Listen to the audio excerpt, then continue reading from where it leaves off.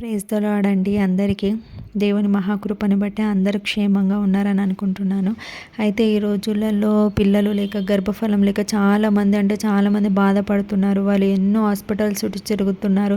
అయినా కూడా వారికి కన్సీవ్ అవ్వట్లేదని ఎంతో ఏమంటారు డిప్రెషన్లోకి వెళ్ళిపోతున్నారు.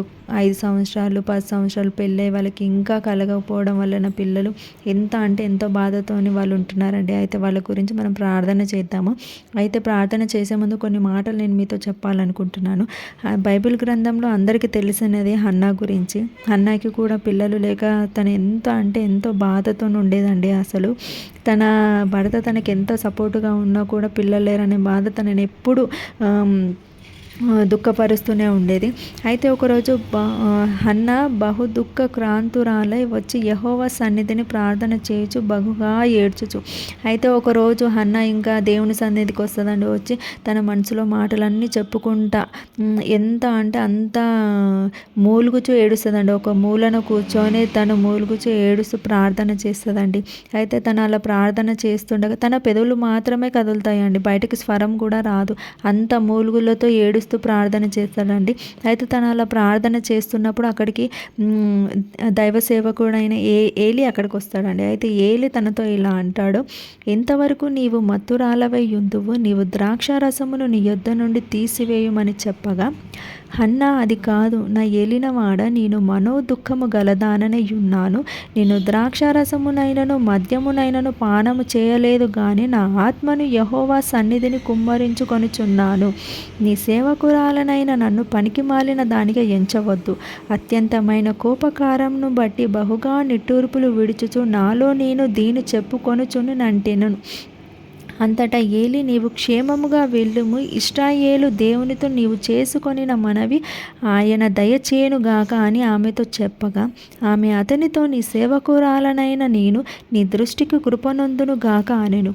తరువాత ఆ స్త్రీ తన దారిని వెళ్ళిపోయి భోజనము చేచు నాటి నుండి దుఃఖముఖిగా నుండుట మానెను. అయితే తను అలా ప్రార్థన చేస్తున్నప్పుడు బయటికి స్వరం రాదు కదండి. అయితే ఏలి అనుకుంటాడు తనేదో మద్యపానంలో ఉందేమో అని చెప్పి, నువ్వు ఎంతసేపు ఇంకా మద్యం తాగకుండా అలా ప్రార్థన చేస్తావు, నీ పక్క నుండి తీసి అని చెప్పి అంటాడని. అయితే హన్నా అంటది, నేను తాగలేదు, ద్రాక్షారసం కూడా నేను తీసుకోలేదు, నాకు పరిశుద్ధాత్మ దేవుడు కుమ్మరించుకొనునని చెప్తుందండి. అయితే నేను ఎంతో కోపకారణమును బట్టి బహుగా నిట్టూర్పులు విడుచుచు, అంటే నాకు పిల్లలు లేరన్న బాధతోని నేను ఎంతో కోపంతోని ఇలా ఏడుస్తూ ప్రార్థన చేస్తున్నానని చెప్తుందండి. అయితే అంతటా ఏలి అంటాడు, ఇశ్రాయేలైన దేవునితో నీవు మనవి చేసుకున్నావు కదా, ఇక వెళ్ళుము, నీకు క్షేమము కలుగును గాక అని చెప్పి చెప్తాడండి. అయితే అంతకు ముందుకు ఆమె సరిగా తినేది కాదు, పిల్లలు లేరన్న బాధతోని సరిగా తినేది కాదు, ఎంతో దుఃఖంగా ఉండేది, సంతోషంగా ఉండేది కాదు. కానీ దైవ సేవకుని ద్వారా దేవుడు తనతో మాట్లాడించిన మాటల ద్వారా ఆ స్త్రీ ఇంకా నేను కృప పొంది తిని అని చెప్పి తను ఏలితో అనేసి తన ఇంటికి వెళ్ళి ఇంకా మరలా ఎప్పుడు దుఃఖముఖగా లేదంట అండి. తను మనస్ఫూర్తిగా విశ్వాసం కలిగి దేవుని అడిగింది. దేవుడు ఏలి ద్వారా తనకి మాట్లాడిపించాడండి. అయితే తను ఇంకా వెంటనే తన దారిలో తన ఇంటికి వెళ్ళిపోయింది. అప్పటి నుంచి ఎన్నడూ కూడా దుఃఖముఖగా లేదు.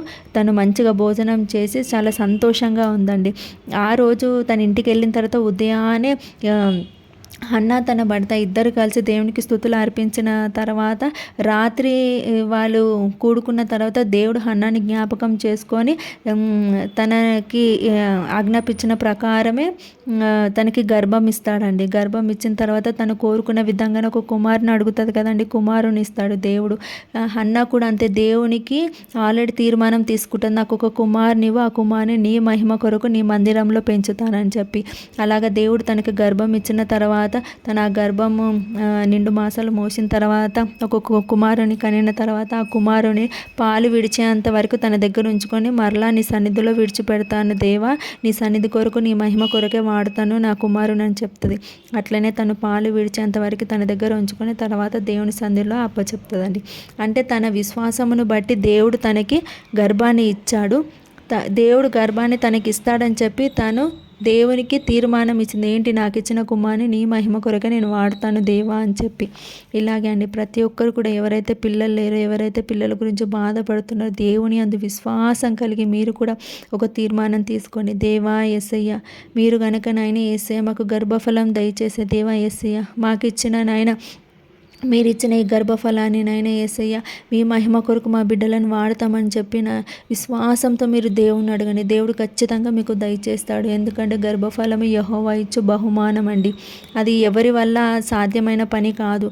మనం ఎంత హాస్పిటల్స్ చుట్టూ తిరిగినా, ఎంత ట్రీట్మెంట్ చేయించుకున్నా దేవుడి కనికరం మన మీద ఉండాలి. దేవుడు దయ చూపి మనకి గర్భఫలం అనే బహుమానం ఇస్తే కానీ మనం అది పొందుకోలేమని. కాబట్టి ప్రతి ఒక్కరు విశ్వాసం కలిగి దేవుని అందు నమ్మిక ఉంచి మీరు దేవుని అడగండి. ఖచ్చితంగా దేవుడు మీకు గర్భఫలాన్ని దయచేస్తాడండి. అదే గర్భఫలం కొరకు ప్రార్థన చేసుకుందాము. అందరి ప్రార్థనలో ఏకీభవించండి. ప్రతి ఒక్కరు పిల్లలు ఎవరెవరికైతే లేరో వారందరూ ప్రతి ఒక్కరు ప్రార్థనలో ఏకీభవించండి. భారం కలిగి దేవుని విశ్వాసం కలిగి ప్రార్థన చేయండి. ఖచ్చితంగా ఈ రాత్రి దేవుడు వాళ్ళని దర్శించును గాక. దేవుడు ప్రతి ఒక్కరితో కూడా మాట్లాడి వారికి గర్భఫలం దయచేయను గాక. చిన్న ప్రార్థన చేసుకుందాము.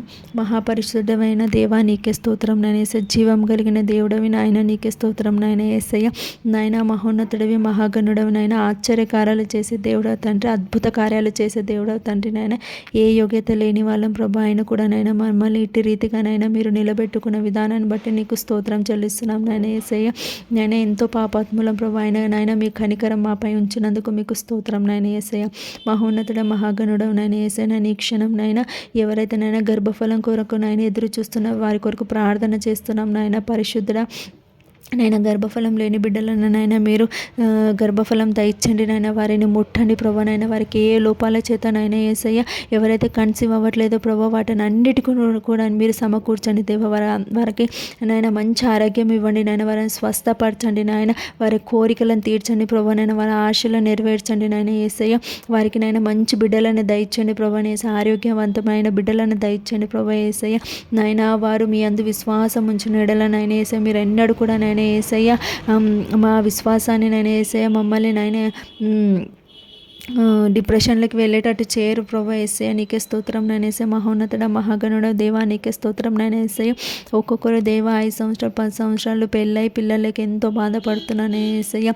ఎన్నో హాస్పిటల్ చుట్టూ తిరుగుతున్నాయినా లక్షలు పెడుతున్నారు ప్రభా. అయినా కూడా నేను వారికి అవ్వట్లేదు. ఎందుకనంటే దేవా యేసయ్య అది మీ చిత్తానుసారంగా జరగాలి ప్రభా యేసయ్య.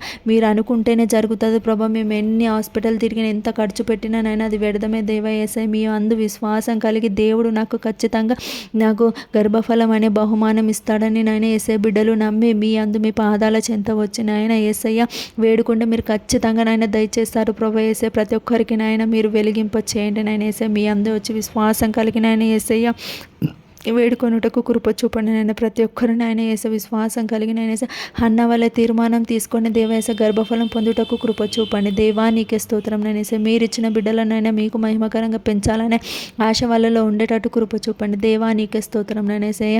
మీరు ప్రతి ఒక్క బిడ్డతో నాయన మీరు దర్శించండి. వారి గర్భంలో ఏదైనా లోపాలు ఉంటే మీరు తొలగించండి. ప్రతి ఒక్కరి సరి చేయండి నాయన యేసయ్య. మీకే స్తోత్రం నాయన యేస. ప్రతి ఒక్కరికి గర్భఫలం దయచేసి నాయన వారిని సంతోష పెట్టండి దేవా. నీకే స్తోత్రం నాయన యేసయ్య.